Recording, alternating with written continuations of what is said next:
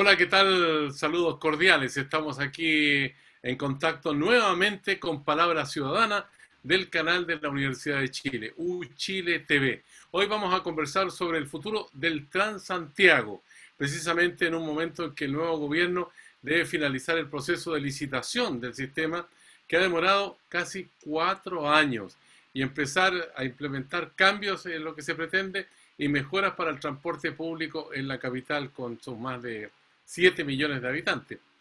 Quiero recordarles que UChile TV transmite para todo el país en televisión abierta digital, en la región metropolitana y en ciudades como Chillán, Temuco, en la señal 11.2, también en Valparaíso, en Valdivia y Puerto Montt, en el 10.2, por nombrar algunas de las ciudades que están en contacto con el canal de televisión de la Universidad de Chile. Además, tenemos streaming, así que pueden ver toda nuestra programación en directo a través de www.uchile.tv y también, por supuesto, mediante las redes sociales. Vías de comunicación, entonces, Twitter, Instagram y Facebook, @UchileTV. Correo, canaluchiletv, @uchile.cl. De todas maneras va a aparecer en pantalla ahí la indicación para quienes nos siguen y para que puedan escribirnos o comentar los programas que forman parte de la entrega que hace Palabra Ciudadana, el canal de la Universidad de Chile. Al comenzar la conversación con los invitados de hoy, vamos a revisar algunos datos respecto al tema que nos convoca en nuestra sección El Explicómetro. Una idea nueva de nuestros creativos que ponemos en escena para poner en contexto también toda la problemática que vamos a tratar en esta oportunidad. Por ejemplo, ¿qué aspectos están incluidos en el proceso de licitación del Transantiago? ¿Por qué ha demorado tanto tiempo este proceso? ¿Qué empresas van a controlar las flotas de buses? ¿Y cómo debería mejorar el sistema cuando se implemente? Son algunas de las preguntas que responderá la periodista Judith Herrera en la siguiente cápsula.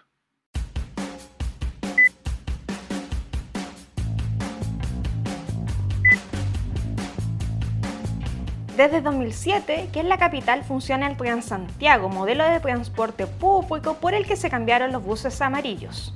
El sistema tuvo importantes dificultades desde sus inicios por el colapso en la demanda, un paro de los antiguos buses y también fallas técnicas del mismo servicio. En 2012 se efectuaron modificaciones en cuanto a las firmas de los operadores y también los colores, y en los últimos años se ha trabajado en una nueva licitación para dar cambio al sistema en su totalidad. Esta licitación se ha extendido desde el segundo gobierno de la presidenta Michelle Bachelet. En 2018, tras 2 años de preparación, se dio inicio bajo la administración de la ministra de Transportes Paola Tapia. Sin embargo, con el cambio de gobierno se declaró desierta. Actualmente, la finalización y la implementación de la licitación quedará a cargo de Juan Carlos Muñoz, el actual ministro de Transportes. En 2019 se dieron a conocer las bases esenciales del concurso, que se dividió en dos. Por un lado, la licitación del proveedor de flotas y por otro, el de operador de vías. Eso sí, la pandemia también afectó a ambos procesos, pues debieron hacer cambios relacionados con la modalidad. Actualmente ya están terminados los dos concursos. De hecho, hace poco tiempo, Contraloría aceptó y dio luz verde a la licitación de las firmas que operarán los futuros buses. El sistema funciona en Santiago principalmente, pues no ocupa por sectores como San Bernardo o Colina. En la capital, además, los buses también han ido cambiando desde la gestión de la ministra Gloria Hood, pues tienen nuevos colores y también son de un estándar ecológico o eléctrico. La licitación busca mejorar la calidad y el estándar de los servicios y también de los buses. Entre los cambios que se introducen, por ejemplo, está la reducción del tamaño de las unidades de servicio y también de la duración de los contratos. Mientras, por ejemplo, en el caso de los buses se busca que solo circulen modelos ecológicos o también eléctricos, como son los que actualmente se pueden ver en las calles de Santiago y que cuentan con tecnología de punta, pantallas digitales, entre otras características. Otro punto importante que tiene el sistema y que tiene la licitación es el equilibrio financiero, pues poder mantener Un buen funcionamiento económico es vital para un sistema que funciona con un subsidio, tanto en la capital como también en regiones. Además, de la mano de esto está el tema del valor de la tarifa, que se mantiene congelada desde el estallido social de 2019. Y los expertos han apuntado a que será difícil mantener ese valor por mucho tiempo. Esto fue el Spoilcómetro de esta semana.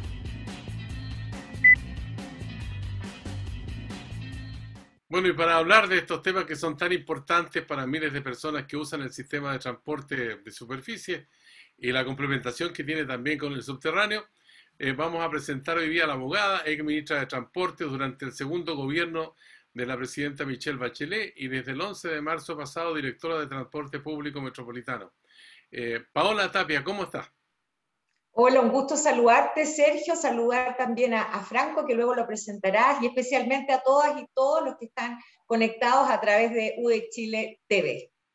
Ya, pues Franco Vaso está con nosotros, experto en movilidad, investigador del Instituto de Sistemas Complejos de Ingeniería de la Universidad de Chile y académico de la Escuela de Ingeniería Industrial de la Universidad Católica de Valparaíso. Va y viene, Franco. ¿Cómo estás, Franco? ¿Qué tal, Sergio? ¿Cómo te va? Saludos también, Paola. Un gusto compartir este espacio con usted. Bueno, vamos a entrar en materia con respecto a esta situación tan compleja. Ha tenido, yo recuerdo, 2007, partió esto, entiendo que en febrero de ese año, y todavía estamos aquí con muchas preguntas. Por ejemplo, ¿qué implica que finalmente se termine este proceso de licitación para renovar el sistema Transantiago, Paola Tapia? Bueno, la verdad es que es difícil explicarlo en términos simples, son tantos conceptos técnicos los que están detrás, pero tú bien recordabas esa fecha, que fue el 10 de febrero del año 2007, donde se puso en marcha el sistema Transantiago. Han pasado de eso varios años y evidentemente era necesario efectuar un proceso de una nueva licitación, porque en la práctica no se había hecho una nueva licitación de una parte importante del sistema, sino desde el 2003, porque la licitación había sido el 2003. Entonces, a 20 años prácticamente de eso, se efectúa este nuevo proceso de licitación con un retraso que tú destacabas es de 4 años. O sea, se perdieron 4 años en el gobierno anterior de haber podido implementarlo. Pero para las personas, en términos simples, ¿qué significaba? Significaba haber tenido una renovación de flota. Hoy día hemos visto cómo algunos buses están en muy mal estado y eso se debe a que no se renovó la flota oportunamente y no se hizo a través de esta licitación. En segundo lugar, coberturas, que era muy importante. Hay poblaciones, como por ejemplo en Cerrillo, en que todavía claman un servicio y las nuevas licitaciones podrían haber llegado y haber mejorado esa cobertura de servicios. Y en tercer lugar, solo para dar 3 ejemplos, hemos dicho flota, vehículos, hemos dicho problemas de zonas que no tienen buses, y en tercer lugar también podríamos mencionar como ejemplo las aglomeraciones que estamos viendo que se producen en los paraderos por falta también de servicio. Entonces, todos estos problemas que aún persisten en el sistema podrían haber sido mejorados y lamentablemente se perdieron estos 4 años, pero rápidamente ya nosotros vamos a tomar la posta, vamos a seguir adelante este proceso de licitación y esperamos que estas mejoras gradualmente vayan llegando, sobre todo a sectores que han sufrido una injusticia territorial porque han estado apartados de las buenas noticias. Ahora, Franco Vaso, hemos llegado a una complejidad muy grande con todos estos procesos que describía también Paola Tapia. La movilidad para el ciudadano común y corriente, aquel que va de a pie al trabajo, viene a la casa, va al colegio, en fin, ¿cómo lo podría entender de que esto haya ocurrido de la manera como se ha ido dando y que todavía estemos en un proceso de normalización que podría ser dentro de 1 año, 2 años, no sé, eso lo vamos a preguntar después? Pero ¿cómo lo ves tú de la perspectiva del ciudadano común y corriente? Justamente, en realidad, desde una perspectiva histórica, el sistema Transantiago fue un caos inicialmente. La planificación que se hizo finalmente fue obligada por varias autoridades a ir disminuyendo la cantidad de buses sin que estuviese lista la infraestructura, y por lo tanto cuando comenzó a operar el Transantiago en el año 2007 fue la verdad un fracaso absoluto. A partir de esa fecha comenzaron a generarse mejores situaciones y mejoras que fueron haciendo que el sistema sea hoy muy distinto que lo que teníamos entonces. Y en ese sentido, lo primero que a mí me gustaría es valorar el sistema que tiene una serie de falencias, que Paola mencionó varios de ellas, pero que hoy en día está dentro de un concierto internacional, yo diría en la medianía de la tabla, y que por cierto va a requerir poder avanzar hacia un nuevo sistema que nos coloque realmente en el estándar de los mejores sistemas de transporte público del mundo. El gobierno de Michelle Bachelet, al final de su gobierno, impulsó una serie de licitaciones que fueron detenidas por la administración anterior. Y el problema no es tanto que hayan sido detenidas, sino que no existía un plan de qué hacer con esas licitaciones. Y como resultado de aquello, terminamos el gobierno prácticamente sin ningún avance en términos concretos con la posibilidad de incorporar a nuevos participantes. Porque las licitaciones no se trata solamente de algo administrativo o de algo netamente técnico.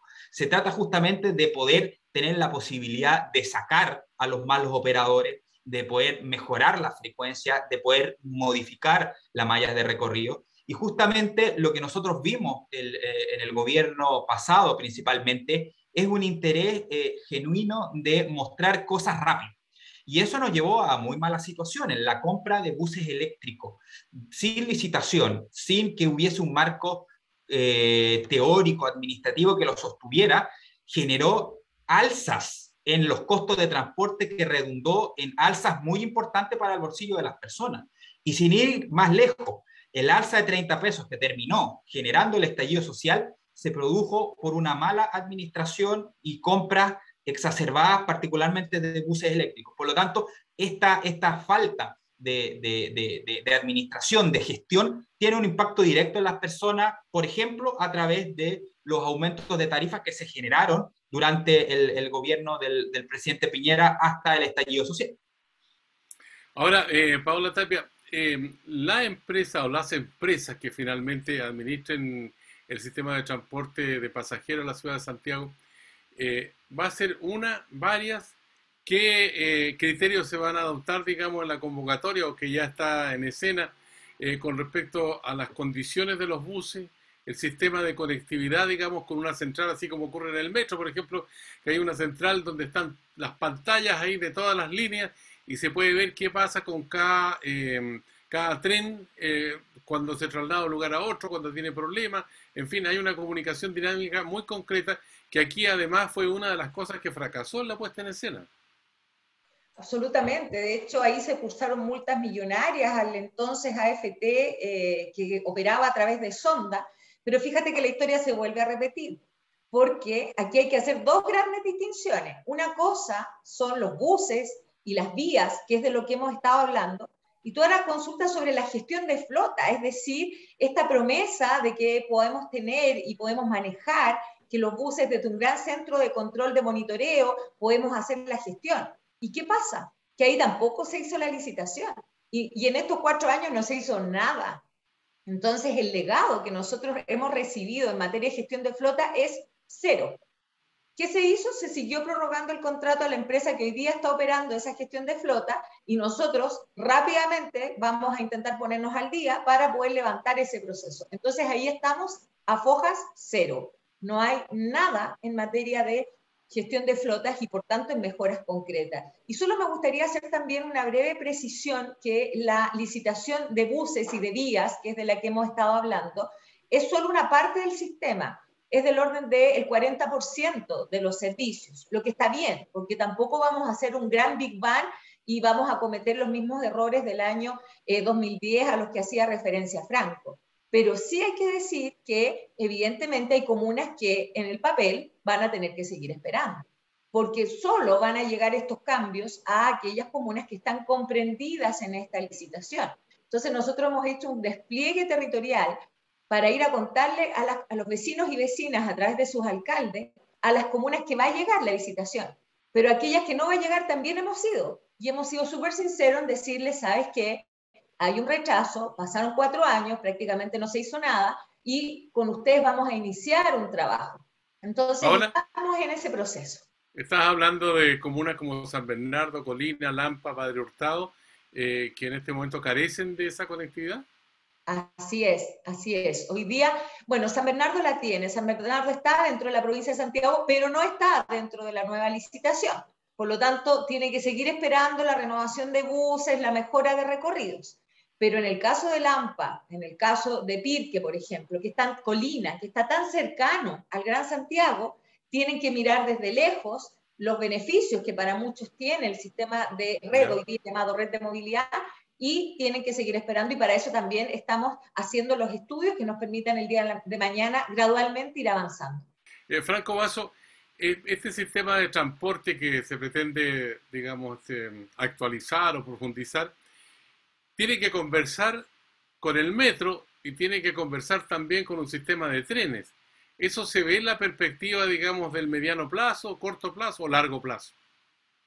Yo creo que nosotros, una de las grandes mejoras que tuvimos el año 2007 con todos los problemas tiene que ver justamente con la integración parcial que se generó entre esos modos de transporte.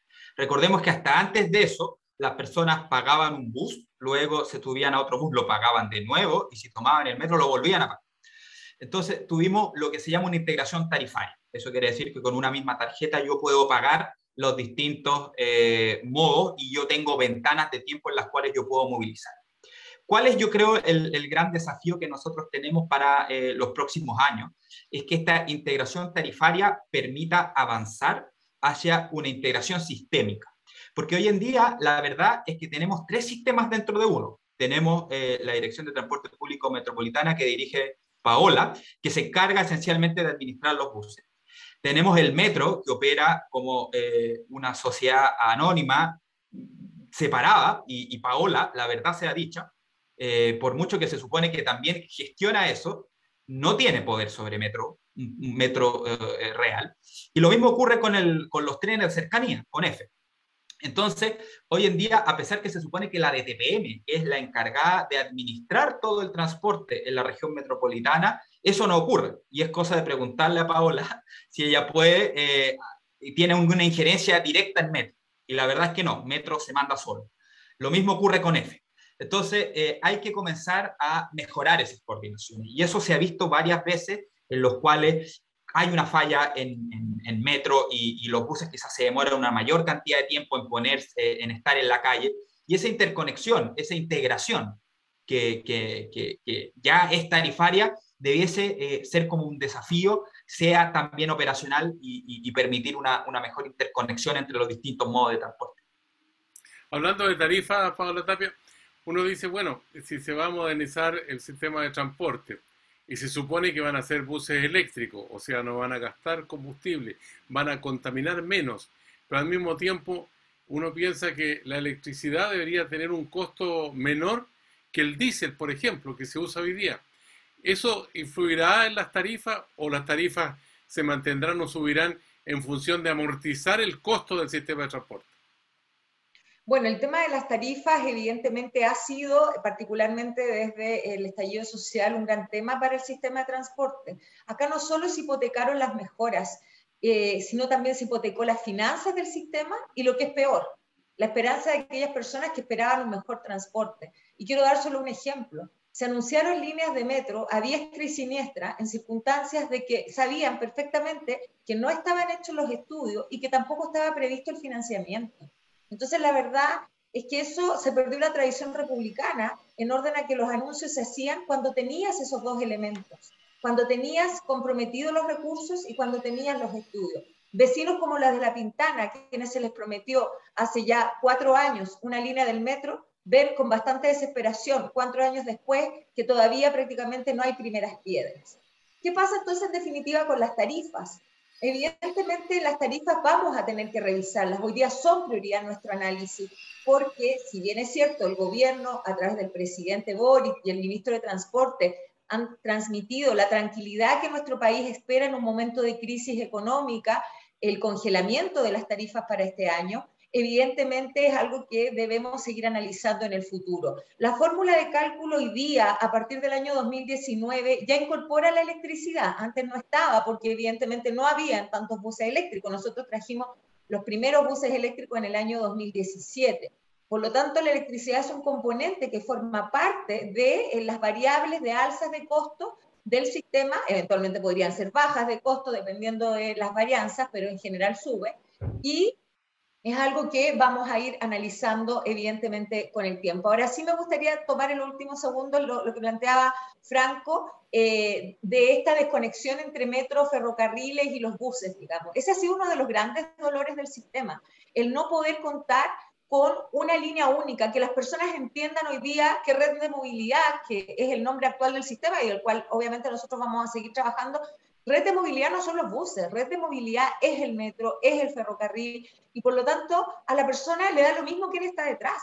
La persona lo que reclama es un buen servicio, y para recibir ese buen servicio, y si falla el metro, bueno, tendrán que estar los buses, y si falla el ferrocarril, lo mismo. Entonces, esa coordinación nosotros hoy día es uno de los pilares fundamentales de este directorio, y vamos a reactivar las reuniones que no se hicieron prácticamente en estos 4 años. No se juntó formalmente el metro, el ministro, el directorio, los demás ministros que tienen algo que decir, como Vivienda y el MOP, simplemente no se reunieron, no fueron convocados para trabajar en conjunto por las mejoras. Entonces, eso es una promesa que está formulada, que la vamos a cumplir, que es volver a coordinarnos. Ya, o sea, yo puedo entender por lo que dice Paola, que como directora de Transporte Público Metropolitano en algún momento va a tener las atribuciones que también implican al metro. ¿Es algo que tiene que resolverse por decreto, por ley, o no es posible eso? Es posible primero teniendo la voluntad política de las autoridades, y yo ya tengo agendada la reunión con el presidente del metro, estoy segura que vamos a tener esa coordinación, estamos esperando el nombramiento del presidente o presidenta de Ferrocarriles, y en adelante a través de las herramientas, primero administrativas y ojalá también legales en el futuro, consolidar esto que en la práctica se va a dar, las personas lo van a percibir, que es una mejor y una mayor coordinación entre los entes públicos involucrados. Ya, pues dejamos para seguir conversando aquí en el canal de la Universidad de Chile con Palabra Ciudadana. Varias interrogantes ahí pendientes. Vamos a hacer una pequeña pausa y regresamos dentro de un instante.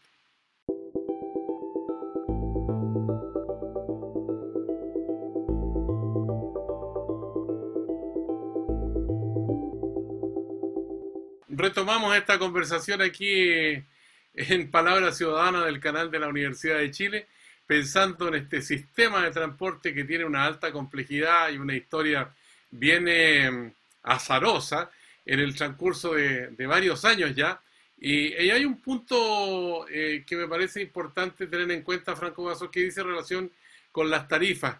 ¿Cómo lo observas que ese puede ser un fenómeno que complique la articulación de este sistema de transportes para la región metropolitana? Sí, yo creo que nosotros como Estado hemos fallado en términos de las tarifas. Y hemos fallado porque hemos generado una estructura que no fuimos capaces de respetar. Y en gran medida no fuimos capaces de respetar porque era una estructura que no estaba validada socialmente, que tiene que ver con esta definición del panel de expertos. Para explicar un poco a la gente que nos está escuchando, hasta antes del año 2019, se juntaba un panel de expertos, que normalmente es muy apto técnicamente, para analizar cuáles son los costos y los ingresos del sistema. Y dentro de los ingresos, aparte de las tarifas, que es lo que se paga, están los subsidios y otras variables. Y decidía eventualmente alza de tarifas, que es lo que ocurrió, por ejemplo, el año 2019 con los famosos 30 pesos. Eso es algo que en el papel parecía razonable. Sin embargo, no se tomó en consideración variables políticas de, por ejemplo, cuál es la capacidad real que tienen los chilenos para poder pagar ese transporte público. Y lo que nosotros observamos durante el gobierno de Sebastián Piñera es que tuvimos alza muy descontrolada de la tarifa que fue generando un malestar. El problema es que después del estallido social llegamos a una solución que es, en mi opinión, incluso peor que lo que teníamos antes. Porque lo que ocurre ahora es que el presidente de la República tiene la facultad para poder detener y congelar las tarifas, aun cuando el panel de expertos indique lo contrario. Entonces, la verdad es que hoy en día tenemos un panel de expertos que la verdad es bastante decorativo, porque lo que indica termina siendo finalmente desecho obviamente, por las decisiones políticas. Y finalmente estamos tomando decisiones para las tarifas que no se basan en ningún tipo de evidencia, sino se basan esencialmente en las presiones que pueden generar las propias personas. Y el problema es que esto está generando ciertas inequidades, porque aparte del subsidio grande que nosotros le entregamos particularmente a Santiago, estamos generando esta especie de sobresubsidio con estas reasignaciones que permiten estos congelamientos y que va en desmedro, la verdad, de las regiones como por ejemplo Valparaíso, que es el lugar donde me encuentro yo actualmente. No existe una equidad en el modo de poder entregar recursos entre Santiago y regiones, y este congelamiento que se realiza en el caso de Transantiago con este panel de expertos no se realiza con la misma frecuencia para regiones. Por lo tanto, acá lo que tenemos que discutir, y esperemos que sea la gran discusión que podamos tener durante los próximos años, es cómo generamos una estructura tarifaria que sea transparente para los chilenos, que converse políticamente con cuál es la real capacidad de pago que tiene la gente, pero que no se haga a dedo, que no sea una decisión meramente política de los tomadores de decisiones, que tenga una componente técnica, pero por sobre todo que sea transparente, que no está siendo la verdad en este momento.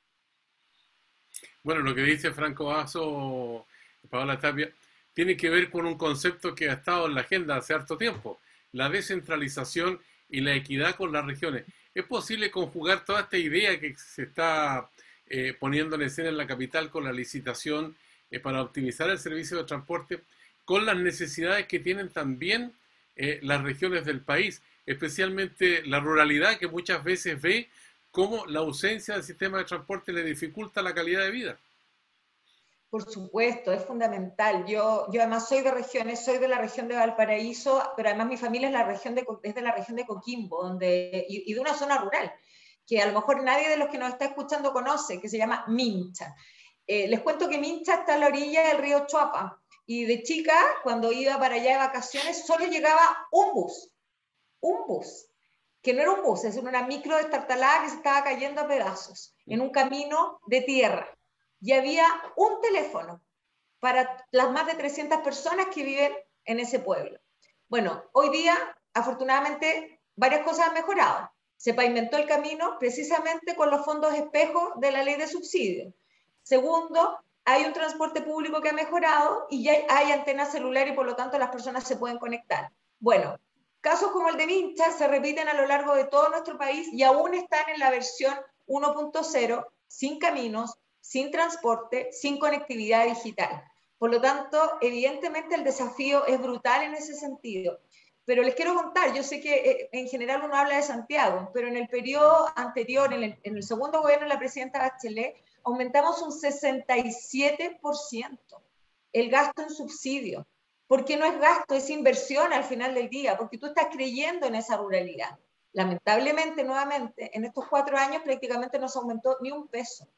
No se siguieron implementando servicios de transporte escolar gratuito para esos niños y niñas que ven en ese transporte la forma más de acceder a la educación, que es tan importante. Entonces, el desafío evidentemente está en regiones, está en la región metropolitana, que también tiene zonas rurales, y también está en la descentralización. Yo creo que eso es clave. La promesa del presidente de poder salir con menos poder que con el que llegó es un tremendo desafío para quienes creemos en la descentralización, que además debe darse aquí, en la propia región metropolitana. Eso es algo que está en el programa de gobierno, es algo que estamos trabajando para implementar.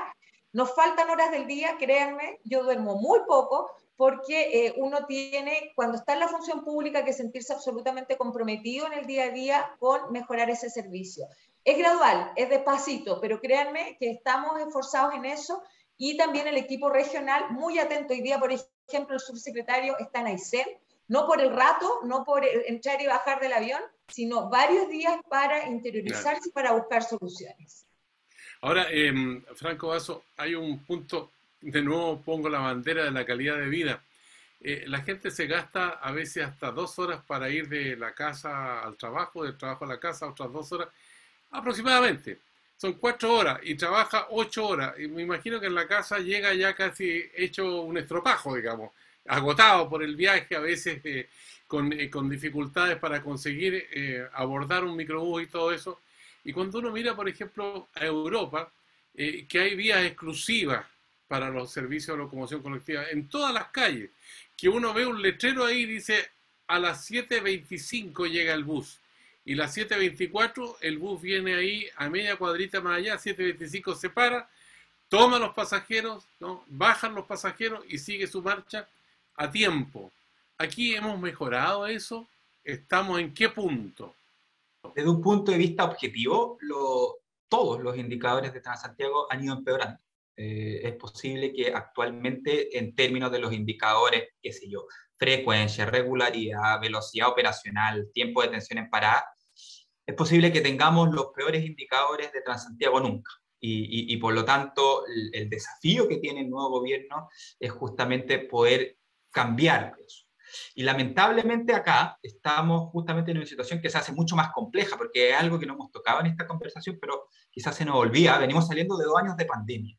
Y en estos 2 años de pandemia tuvimos una disminución de la utilización del transporte público nunca antes vista en la historia. Llegamos a tener, obviamente por las cuarentenas, una disminución de hasta un 90% del total de las validaciones.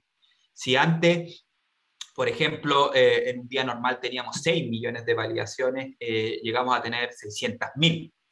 Y al mismo tiempo que teníamos ese 10% de utilización del transporte público, el auto privado llegaba a un 80%, es decir, la disminución fue mucho menor. Después que comenzaron a terminar las cuarentenas, el auto rápidamente llegó y sobrepasó la cantidad de vehículos que tenía. Y por lo tanto, el desafío primero que creo yo debiese tener esta administración en temas de transporte público es algo muy básico, que es hacer que la gente que antes ocupaba transporte público pueda reencartarse con él. Porque obviamente que más gente utilice el automóvil todos los días para moverse del trabajo a la oficina y de la oficina al trabajo, no solamente genera problemas en términos de la calidad de vida para los otros automovilistas, sino en su mayoría la genera para las personas que utilizan transporte público. Porque tanto en regiones como en Santiago, la mayoría de las vías funcionan en tráfico mixto, es decir, los autos comparten espacio con los buses. Y por lo tanto, el aumento en la cantidad de la utilización del automóvil particular va a generar y va a seguir generando caída en estos indicadores de calidad de servicio. Y eso no se va a poder resolver a menos que exista una política seria y importante de privilegiar el uso del transporte público por sobre el transporte privado. Pero esto se tiene que hacer con mejoras concretas. La gente no se va a bajar del auto simplemente por ayudar al planeta. Estamos realmente pensando mal si creen que lo van a hacer porque van a estar ayudando al planeta o porque es bueno para la sociedad. La gente se va a bajar del automóvil cuando perciba que la calidad en términos de costo-beneficio es mejor en el transporte público que en el transporte privado, y ahí yo creo que tenemos gran parte de los desafíos que debiese motivar el trabajo del ministerio completo y, por cierto, también el trabajo de Paola. Buen punto el que plantea Franco Vaso, Paola Tapia. Yo agrego algo más. Cuando uno observa, por ejemplo, viajando por Vespucio Sur, cualquiera de estas autopistas, o también por la Costanera Norte, entrar y salir es una verdadera pena, digamos, porque hay que esperar mucho tiempo, ¿no? Es un tormento, ¿ya? ¿Eso tiene solución? ¿Existe la posibilidad, por ejemplo, que los mismos buses que forman parte de esta red están implicados junto a muchos automóviles a veces por entrar o salir de una autopista? Lo he visto yo en las tardes, en las mañanas, a toda hora. Bueno, sí, sin lugar a dudas, el desafío es reencantar a las personas con el transporte público. Eso lo tenemos que hacer en la primera línea con mejorar la calidad. Y eso evidentemente es el foco hoy día de nuestra atención. Ahora, los automóviles no van a desaparecer y por lo tanto también tenemos que buscar la mejor convivencia vial entre los modos de transporte y, muy importante, con la bicicleta y también con las motos. Por ejemplo, a propósito del crecimiento explosivo del delivery, es un tema también la seguridad de quienes se desplazan a través de ese modo de transporte. Por lo tanto, el desafío es reencantar con el transporte público, mejorar la convivencia vial, pero para eso también tenemos que mejorar muchas veces detalles quirúrgicos de la operación. Por ejemplo, los semáforos. Nosotros estamos a puertas de generar una mesa de trabajo mucho más profunda para mejorar la velocidad del transporte público, porque tiene que ver con eso, tiene que ver con una persona, yo soy mujer, soy mamá, y evidentemente necesito llegar a tiempo a mi casa para poder hacer el relevo quienes me ayudan en las labores de cuidado. Pero eso no es posible en un sistema en el cual, tal como tú dices, Sergio, puedo quedar atascado en el bus, en un taco, o tener dificultades, por ejemplo, en el metro cuando este falla. Entonces, es tan sensible a la vida diaria el transporte público y lo que te puede impactar, que evidentemente hay que tratar de disminuir todos aquellos eventos y retrasos que puedan generarse y que puedan afectar también el desplazamiento de las personas. Y por eso también muy importante, estamos haciendo un trabajo territorial. Nosotros hemos recorrido ya más de 10 municipios, como les comentaba anteriormente, pero también para ver esas necesidades. Por ejemplo, mujeres de la población Huamachuco en Renca. Estuvimos con ellas, escuchamos sus requerimientos. ¿Y qué nos pedían? Nos pedían cosas tan simples como que el bus en el último tramo, antes de llegar al terminal, tenga 2 paradas, porque al día de hoy esas paradas fueron eliminadas y ellas tienen que estar a la buena voluntad del conductor del bus para ver si les para o no, y en condiciones adversas meteorológicas como las que vimos ayer, mojándose también bajo la lluvia. Entonces, cuando hablamos de dignidad y de reencantar, hablamos también de mejoras concretas como son los paraderos, la infraestructura, que evidentemente también tiene que dar el ancho para poder prestar este servicio de calidad. Los focos son muchos, ustedes ven que tenemos harta pega en los ejemplos que hemos dado, pero no hay que dejar ninguna atrás, porque evidentemente eso va a permitir las mejoras que necesitamos. Franco Vaso, en algún momento un gobernador regional o un delegado presidencial, no recuerdo bien, nos contaba que en su zona habían 60 buses, pero tenían 20 choferes. En la región metropolitana podría ocurrir el mismo fenómeno, digamos.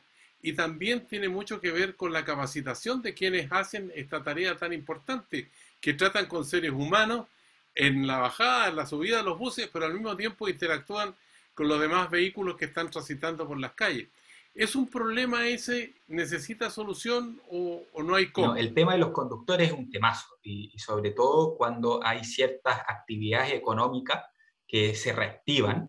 Eso ocurrió harto después de, por ejemplo, el fin de las cuarentenas. Y lo que nosotros hemos visto justamente es que la cantidad de conductores disponibles para operar los distintos sistemas de transporte a lo largo de todo Chile está siempre al límite, y muchas veces hace falta poder contar con una mayor cantidad de gente que esté disponible. Y en este sentido, el llamado obviamente a las empresas es a poder mejorar las situaciones laborales, tanto económicas como de situación del día a día, para poder atraer a más y mejores conductores. Porque justamente, como decías tú muy bien, Sergio, los conductores son la interfaz entre el sistema de transporte y las personas.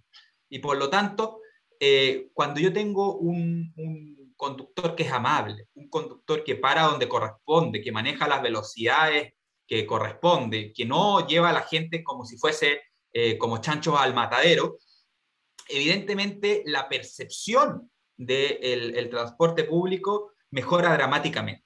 Y acá yo creo que hay muchas veces que todo tipo de protocolos se pasan, y la verdad es que muchas veces hay cualquier persona manejando un bus sin ningún tipo de capacitación de cómo tratar a la gente. Y se entiende en parte porque justamente está siendo difícil poder atraer a gente que pueda y que quiera trabajar en esto. Entonces, una de las cosas que yo creo que tenemos que pensar en cómo poner los incentivos muy fuertes para poder tener no solamente más conductores, sino a mejores conductores. Y esas cosas evidentemente van de la mano. Ahora, yo quisiera, cortito, porque esto es bien importante lo que ha dicho Franco Paola Tapia. Incluso en una oportunidad me tocó un taxista que me dijo, mire, yo fui chofer del Transantiago. Iba 3 horas de oriente a poniente y 3 horas de poniente a oriente conduciendo el bus. Pero en el sector alto de Santiago no tenía ni una caseta para tomar café ni ir al baño. Y por allá, por el poniente, ¿no? Teníamos que dar vuelta alrededor de un árbol y quedábamos en posición de continuar el viaje. ¿Se está terminando eso? ¿Se va a terminar con la licitación? Si puede ser cortito porque se nos está terminando el tiempo también a nosotros. Eso técnicamente lo conocemos como los puntos de regulación, y históricamente hay una deuda brutal, y por eso nuestro primer norte que hemos puesto han sido en realidad 3 ejes. Ciudadanos, que ya lo hemos tratado, género, que por ahí lo mencioné, pero que otro día ojalá podamos tener tiempo de abordarlo con más detalle, y el tercero, conductores y conductoras, que es primero dignificar esa profesión, segundo ocuparnos de ello. Imagínense el estado de salud mental en el que están esos conductores y conductoras que anduvieron muchas veces circulando en vacío mucho tiempo y hoy día de nuevo tienen grandes aglomeraciones y por lo tanto tienen que buscar ahí también alguna forma de poder liberar toda esa cantidad de tensiones. Y si eso lo sumamos, evidentemente, a todos aquellos hechos que puedan ocurrir en torno a la falta de servicios sanitarios, porque de algo tan básico estamos hablando, evidentemente hay una deuda histórica. ¿Pero qué estamos haciendo? Primero, este es de primer norte, de acuerdo a la licitación, responsabilidad de las empresas, pero no podríamos quedar eternamente en eso. Estamos buscando desarrollar un modelo de negocio que nos permita poder buscar y priorizar aquellas zonas donde más se necesite, pero que a su vez puedan resultar atractivas en otro tipo de situaciones, como por ejemplo bicicletero y otras instancias, y poder empezar planes piloto que podamos esperar anunciar a la brevedad para ir mejorando el estándar a propósito de esa deuda histórica con las y los conductores. Paola Tapia, abogada, ex ministra de Transporte durante el segundo gobierno de Michelle Bachelet, desde el 11 de marzo pasado, directora de Transporte Público Metropolitano. Muchas gracias, Paola, por participar con nosotros. Lo mismo le decimos a Franco Basso, experto en movilidad, investigador del Instituto de Sistemas Complejos de Ingeniería de la Universidad de Chile y académico de la Escuela de Ingeniería Industrial de la Universidad Católica de Valparaíso. En este momento está ya en el puerto gozando de aire puro. Así que gracias a los dos, que tengan una buena gracias. Que estén muy bien. Muchas gracias. Que estén muy bien. Bueno, y ahora los invitamos a revisar un resumen preparado por Valentina Rosa, su directora de organización. Tenemos que hablar de Chile, que explica qué pasó en la Convención Constitucional durante la última semana.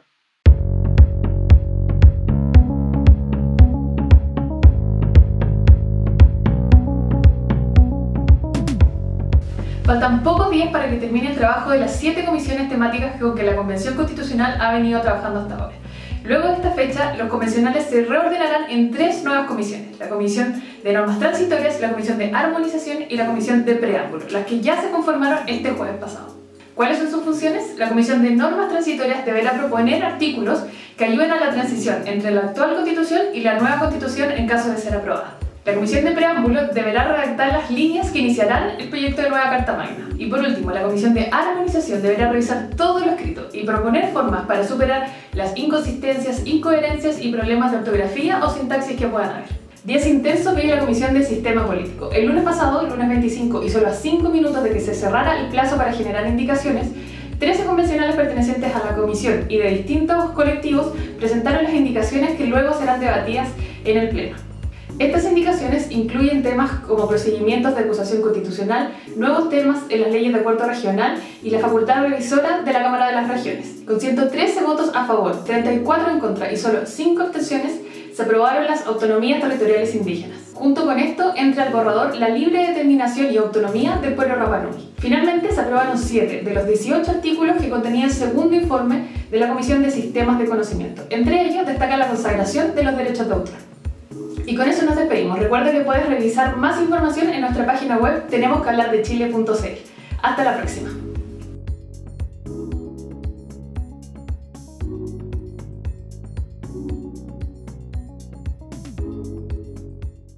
Y así llegamos al final de este Palabra Ciudadana a través de todo el país, el canal de la Universidad de Chile en la región metropolitana 11.2, y las vías de comunicación. Usted puede ver estos programas en www.uchiletv.cl. También aparecemos en Twitter e Instagram, @uchiletv. Y estamos también en Facebook, correo electrónico para que usted se pueda comunicar con nosotros. Canal Uchile TV, una sola palabra, @uchile.cl. Así pueden revisar nuestros programas en el canal de YouTube de la Universidad de Chile. Les deseamos suerte en cualquier iniciativa que tenga por delante en esta jornada. Será hasta la vista.